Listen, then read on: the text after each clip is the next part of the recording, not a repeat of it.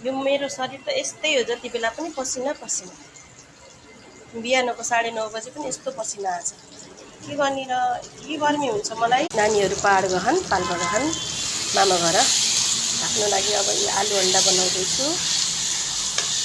यता अन्डा काटेर राखेको छु थोरै। खाना खाएर अनि होलसेल जाने हो। यति गर्मी हुन्छ मलाई। त्यसपछि होलसेलबाट फेरि पङ्खा पानी बोकेर दोकान जाने हो।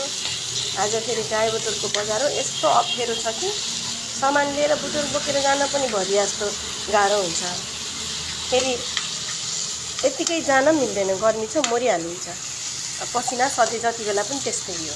बिहानमा त यस्तो छ, दिनमा कस्तो हुने थाहा छैन।